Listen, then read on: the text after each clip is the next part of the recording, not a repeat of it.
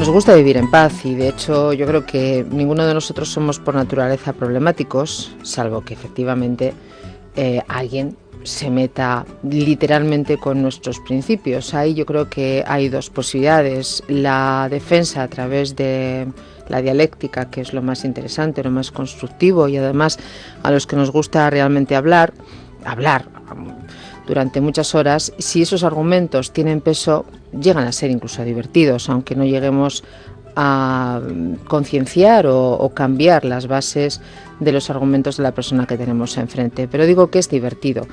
La paz, la no violencia, incluso la desobediencia, el silencio, el cruzarnos de brazos, el bajar esos brazos o el darnos la espalda ante algo que no nos gusta, pueden ser diferentes posturas para cambiar socialmente. Estamos en tiempos de muchos cambios, estamos también en tiempos convulsos, y creo que los que ya tenemos una edad debemos de ser ejemplo para las nuevas generaciones, muchas de ellas muy bien informadas, otras concienciadas y comprometidas en las redes sociales, pero tiene que haber algo más, tiene que haber visualización, y en esto creo que tenemos mucho que hacer los medios de comunicación. Dentro de unos días, desde el 20 y el 23, los dos incluidos, hay unas jornadas de la no violencia en la Biblioteca de Bidebarrieta en Bilbao.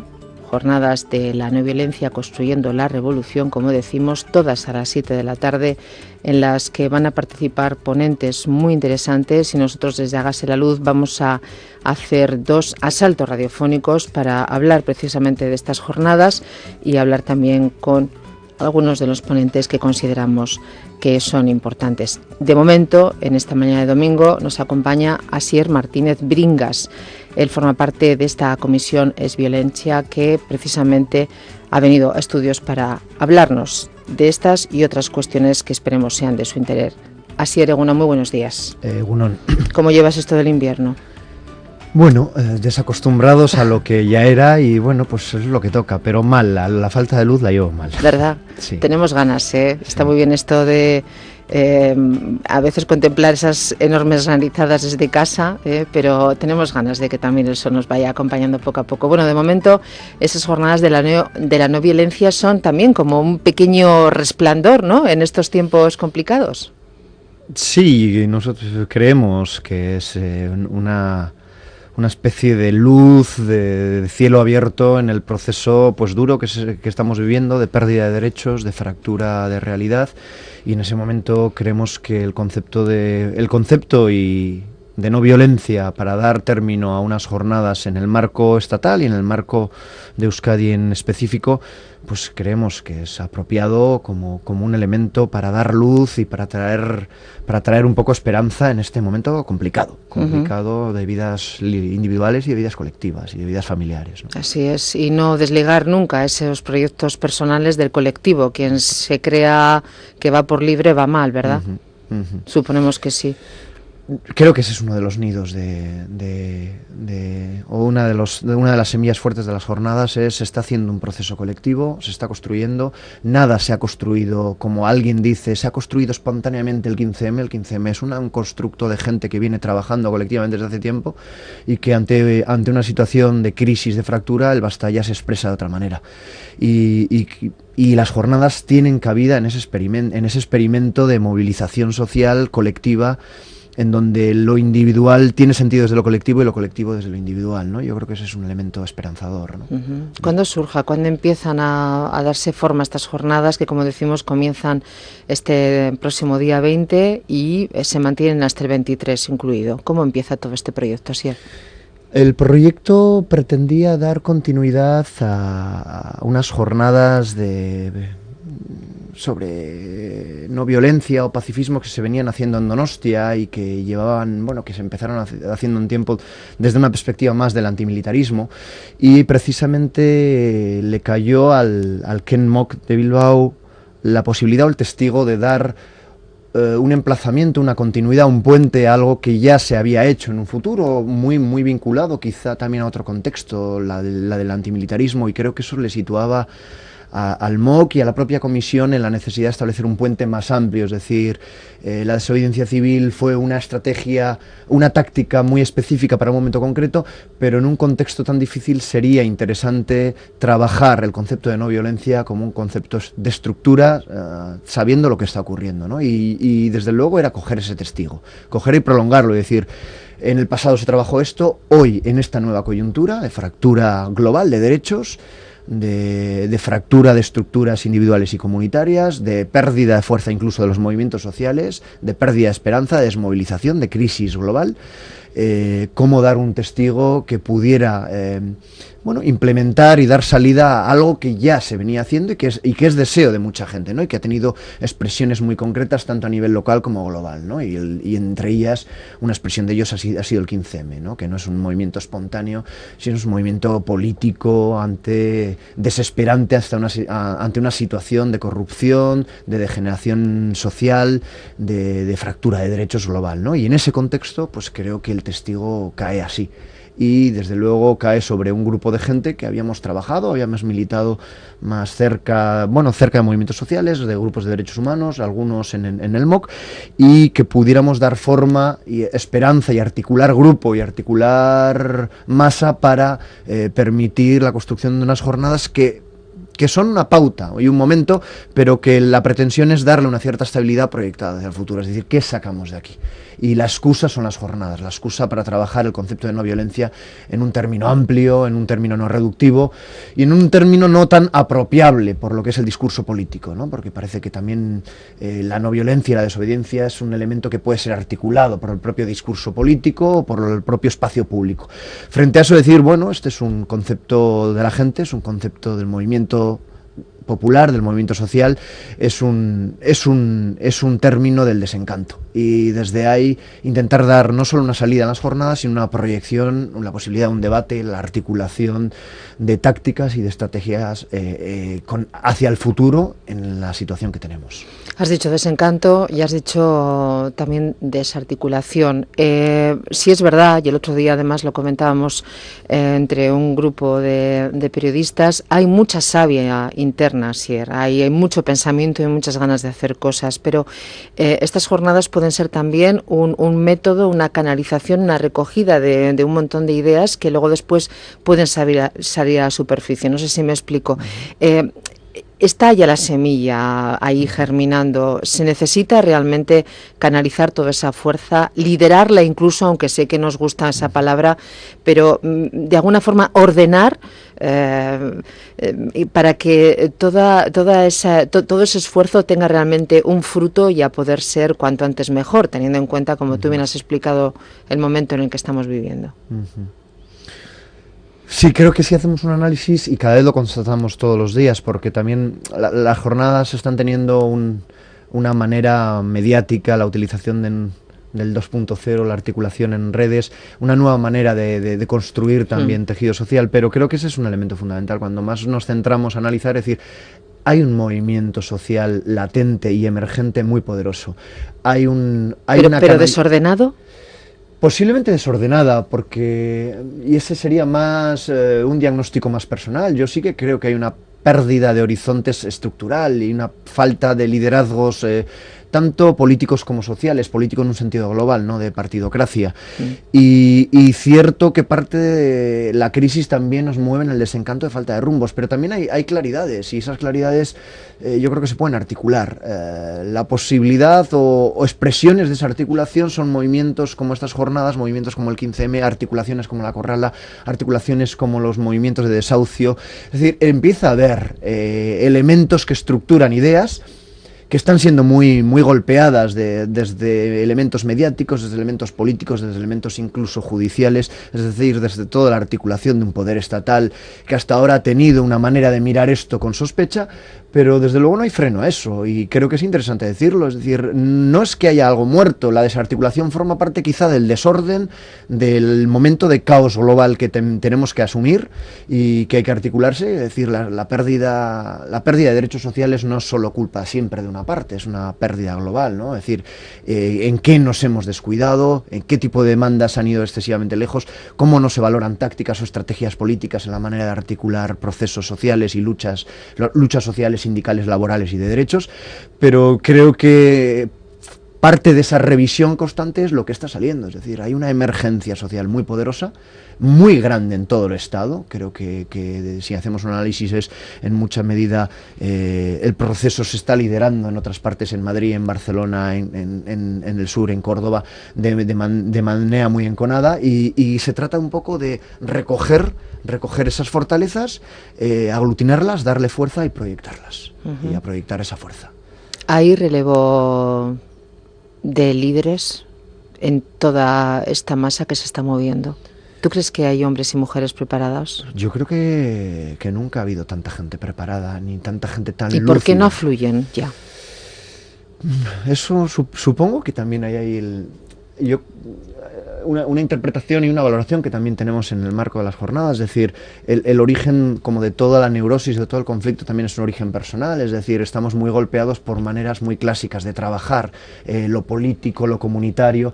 Creo que la atención personal, lo emocional, lo afectivo, la identidad de lo que somos también hay que articularla políticamente, y quizás ha sido un posible descuido, es decir, cómo nos situemos emocionalmente ante esto, cómo nos construimos, cómo nos descargamos, cuáles son nuestras emociones en el tratamiento político, cómo nos acompañamos en esto. Creo que eso forma parte también de un descuido, es decir, el cuidado de nosotros mismos, de nosotras mismas, con proyección política y comunitaria. Y ahí hay un elemento que es, tenemos un discurso político muy fuerte de acción-reacción contra una estructura, pero claro, en ese proceso se producen desastres personales, y creo que hay que estar muy atento a eso. Plataformas como el Desahucio lo que empiezan a trabajar es la cuestión emocional de los derechos humanos, ¿no? Es decir, los derechos parece que es una articulación política, jurídica, pero detrás hay personas sufrientes, y esa es la parte emocional del ser humano, y esta, creo que el concepto de no violencia también trabaja esa dimensión, es decir, detrás de todo esto hay un soporte humano que sufre. Y no es sostenible con una careta política, con una careta de conflicto dialéctico, acción-reacción. No necesariamente, eso tiene que estar también, pero tiene que haber un cuidado. Y creo que en ese proceso se han caído liderazgos, se han caído emociones, se han caído ilusiones, y luego hay que añadir, por supuesto, la parte conflictiva, es decir, la anticipación de las estructuras del capital, aunque esto suene muy duramente global, a ir fagocitando espacios de trabajo, de construcción, ha sido muy rápida, ¿no? Yo creo que es muy claro en el análisis de los derechos humanos. Muchas veces el discurso de la administración pública en materia de derechos ha sido más poderoso y más progresista que el propio movimiento social. Eso ha sido una estrategia para anular movimiento. Y el análisis en ese aspecto de la no violencia, es decir, la estructura de violencia del poder global, y el poder global es poder más mediático, es poder estructural, es poder judicial, es poder coercitivo policial, todos lo sabemos, es poder militar, es poder de patriarcado, es todo esto que se ha venido haciendo, es poder de agresión ecológica. El análisis de ese discurso todavía es más complicado, es decir, las estructuras de violencia son cada día más sutiles. El propio discurso del poder se apropia de elementos emocionales y de elementos de derechos humanos, de un discurso incluso progresista y crítico que hasta ahora no ha hecho, y claro, situarse en ese mapa de acción-reacción es mucho más complicado. El nivel de desgaste de la gente por criminalización de movimientos sociales, por criminalización de acción y de actividad, por desahucios y atacar directamente la dimensión personal de la gente, es muy difícil seguir trabajando en esa estructura, ¿no? En una estructura donde el poder se infiltra y dice dónde puedo hacer daño y cómo se acciona y se actúa contra eso. De alguna manera, el concepto de no violencia engloba eso, es decir, cómo pensar maneras de articular estrategias de boicot, de trabajo por los derechos, en la que la desobediencia, el boicot, el basta ya, forman parte de elementos de lucha en un campo donde el poder dice, bueno, sutilmente yo también puedo dialogar contigo, yo también me apropio un discurso, yo también coopero, yo también educo, yo también tengo un discurso de mujer, yo también tengo un discurso de identidad sexual, yo también tengo un discurso ecológico. Yo también adopto que mis propias empresas adopten un concepto de responsabilidad social corporativa, ¿no? Esto es el concepto de no violencia, es decir, una violencia sutilmente infiltrada como cómo hacemos conciencia de eso. Y como muy bien has dicho, creo que nunca ha habido tanta conciencia personal y colectiva de que esto ocurre así. Separar la paja del grano. Eso es. Es lo que necesitamos. Poner orden un poco y tenemos energía, ¿verdad? Yo creo que de sobra, Asier, ¿no? Yo creo que sí. Yo creo que también, no sé. Estamos hablando de una verdadera revolución, pero una revolución que construye, ¿no? Una revolución que... Porque hay gente temerosa, se cree que aquí se va a repetir en un momento determinado cualquier otro hecho histórico, la quema de lo que sea. No, es una revolución que todos yo creo que lo que queremos es vivir mejor, que no significa vivir con más dinero en el bolsillo, sino vivir con mayúsculas, ¿no? Que todo el mundo tenga derecho a vivir y que no que su afán no sea levantarse a las 8 de la mañana, rebuscar un contenedor, seguir rebuscando hasta las 12 de la noche. Eso no es vivir, ¿no? Y estamos consintiendo esas formas de vivir también, ¿no? Que eso también eso es violentar a los demás, ¿no? Yo creo, por lo menos yo me violento cuando veo eso y no puedo hacer absolutamente nada. No sé si alguien pasa por allí y ve que eso es normal, pero yo sí creo que es una forma también de violencia, que alguien semejante a mí, con los mismos derechos, esté viviendo como si fuera un animal, ¿no? Eso es tremendo, así, no sé, eso es lo que pienso. Bueno, nos centramos en las jornadas, comienzan el 20 hasta el 23 de febrero, como hemos dicho, todas en la Biblioteca de Bidebarrieta, en Bilbao. Son jornadas libres a las que pueden asistir el público, ¿verdad?, y participar de manera libre. El programa contempla 3 días de charlas abiertas y luego después también, si no me equivoco, tenéis un taller por ahí. Cuéntame, dentro de los diferentes ponentes, cuál ha sido un poco la selección y desde tu punto de vista, dentro de la coordinación, qué aporta cada uno de ellos, qué es lo más importante. Sí, a ver, quizá no está en el programa oficial, pero las jornadas empezarían el día 14 en la sede de los ecologistas en Bilbao. Esto no lo tenía yo aquí. Sí. Y ahí se proyectaría conjuntamente con el 15M un vídeo inédito que ellos han venido desarrollando en Madrid, que recoja un poco esta idea de no violencia, es decir, esta expresión popular en la calle, qué significa, contra qué reacciona, ¿no? Y desde ahí establecer primero un puente, el primer puente o como punto de partida a las jornadas, que es, este es un movimiento en curso, unámonos, hablemos de ellos, socialicemos experiencias. ¿Qué está haciendo la gente fuera de Euskadi en este proceso? Y como el vídeo que se va a proyectar a las 6:30 el día 14 en la sede de los ecologistas va a hablar un poco de eso, la idea es aglutinar esa experiencia. Y luego, más entrando ya en las jornadas de Bidebarrieta, que serían los días 20, 21 y 22 y 23, serían miércoles, jueves, viernes. Se han estructurado en 3 días. El primer día, y quizá eran como 3 momentos, las jornadas tenían esa pretensión. Un primer día que lo hemos titulado Respuestas ciudadanas ante la crisis a ambos lados del Mediterráneo, autogestión y desobediencia. Y traemos a Panayota y a Yayo Herrero. Son 2 mujeres, una que ha trabajado en el movimiento de derechos humanos en Grecia, es decir, Grecia como quizá la primera víctima estatal en claves más institucionales de lo que está ocurriendo como proceso de crisis global, cuyo proceso se ha ido contaminando, pero claro, detrás de lo que los medios de comunicación nos han ido revelando de alguna manera a nivel más macropolítico, ha habido una lucha y una pugna de derechos humanos muy poderosa y de fractura. Panayota es una defensora y una mujer que trabaja muy vinculada como defensora de derechos humanos y tiene un relato de experiencias de lo que ha ocurrido allí in situ, a pie de calle, es decir, tomando tierra. La idea de ese primer día era, junto con Yayo Herrero, que ha sido una militante muy a pie de cañón en el 15M, contar cuál ha sido la experiencia real de este desencanto, de esta fractura de derechos en el espacio más local y en el espacio de la calle.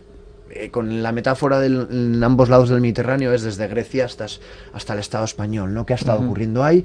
¿Qué tipo de movimientos se han ido articulando? ¿Por dónde se ha canalizado el desencanto? ¿Y cuáles han sido las expresiones de autogestión y desobediencia ahí? Es decir, ¿en qué medida elementos que dan medida de la lucha contra la no violencia han tenido expresión práctica en los colectivos de derechos humanos, en los colectivos sociales, a partir de las experiencias griega o la experiencia, por ejemplo, en Madrid, ¿no? Ese sería el primer día. El segundo día tendría la idea de ser un poco más proyectivo, que es decir, se traerá a Arcadio Oliveres, que es, creo que es de sobra conocido, él es catedrático de Economía en la Universidad de Barcelona, es presidente de Justicia y Paz, pero sobre todo es una persona que desde la práctica económica empezó a hablar del concepto de desobediencia económica ante claves como deuda global, deuda estructural, elementos viejos de articulación, ¿no? Lo que fue el viejo 07, la deuda externa, articulado ya por ciertos movimientos sociales, hablar ya de un concepto de deuda global, quién debe a quién, y en qué medida la ciudadanía debe hacer un plante ante esto, ¿no? Entonces, la pretensión es que también Arcadi pueda introducir en ese concepto de basta ya de desobediencia económica, de deuda, el concepto de desobediencia como una articulación más de cultura económico-política, ¿no? Es decir, en qué medida es un no por parte de la ciudadanía ante el elemento especulativo de ciertas maneras de entender el poder y de ataque a la dignidad, ¿no? Y creo que ahí puede abrirse un camino interesante en la proyección de posibilidades de trabajo. Creo que lo más interesante de Arcadi es preguntarle sobre la base qué se está articulando en Barcelona, cuál es la experiencia, cómo podemos trabar nodos de trabajo, cómo podemos generar liderazgo, un poco lo que veníamos hablando al principio. Y creo que él es, pues sobre todo es un articulador de unidades, y una idea interesante de eso es, bueno, pues intercambiar experiencias y articular proyectos, ¿no? Y ese es el día jueves. El día 21. Eso es. Y el viernes a las 6 de la tarde la idea era, bueno, no dejarnos fuera de todo esto, ¿no? Es decir, en qué medida, lo hemos titulado Euskal Herria, Nuevo Horizonte de Oportunidades, en qué medida ante un denominado cese formal de la violencia en Euskadi, en el caso de lo que nos ocupa, de la cuestión de Euskal Herria, en qué medida podemos dar salida a otras maneras de trabajar el concepto de violencia o no violencia, y en qué medida también en el escenario de una paz formal denominada políticamente también se abren oportunidades para trabajar con otras maneras y con otras expresiones a las que hemos estado acostumbrados, ¿no?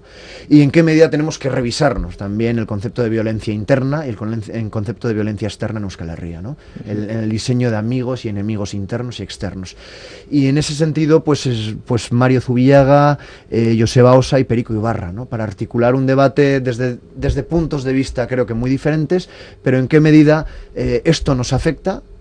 Y con la experiencia de violencias duras, internas y externas que hemos vivido, ¿cuál es la cuestión ahora en este contexto? Sin perder nunca el marco de referencia global, ¿cómo afecta eso a Euskal Herria? Y dos, sin perder el marco de referencia global, es decir, es violencia estructural de una manera mucho más sensata. Es decir, ¿cuáles son las múltiples maneras de violencia, cómo se han producido y cuáles las nuevas maneras de trabajar en este marco? Si es un marco de expectativas y si es un marco ilusionante, ¿no? Y luego el último día, evidentemente, sería dar dimensión práctica a todo esto, es decir, sería hacer un taller donde el sábado 23. Eso es, el sábado 23 en la Bolsa, donde se experimente y se ponga en práctica con la gente que estemos allí expresiones de no violencia. ¿Qué es la no violencia? ¿Cómo se articula esto globalmente? ¿Cómo se articula individualmente? ¿Cómo se articula colectivamente? ¿Cómo expresamos nuestra rabia?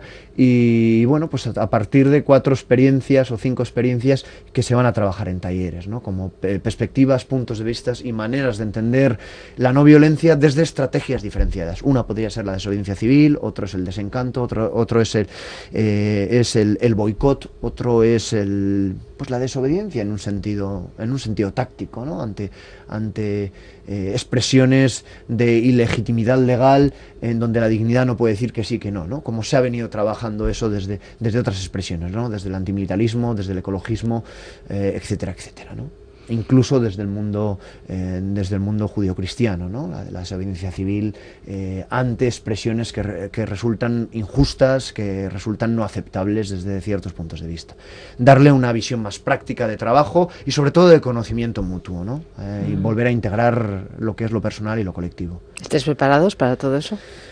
Bueno, va a depender, creo que un poco de la gente. Creo que nosotros... Las bases ya están puestas, los ponentes son maravillosos y los adjetivos de cada uno de los días creo que están muy bien, Asier. Esperemos no estar preparados, creo que eso es lo interesante, para que la cosa que vaya surgiendo y que salgan iniciativas nuevas. Es decir, convencida, la anticipación está bien, pero va a haber un nivel de imprevisibilidad fuerte y yo creo que eso forma parte de lo que se está viviendo. Es decir, escuchar qué piensa, qué está llevando la gente ¿Y qué sale de aquí? ¿Qué es lo más interesante? ¿Cómo trabajamos a partir de ahora? Pues nosotros tendremos el próximo domingo precisamente a otro de tus compañeros, a Asier Gallestegui, y también tendremos a Perico Ibarra, catedrático de Ciencia Política en la Universidad del País Vasco. Estarán aquí con nosotros dentro de 7 días. Agradecemos mucho que hayas venido, Asier Martínez Bringas, que vaya todo fenomenal. Anticipar, poner las bases, pero luego, como tú bien has dicho, que aquello rompa, que desborde.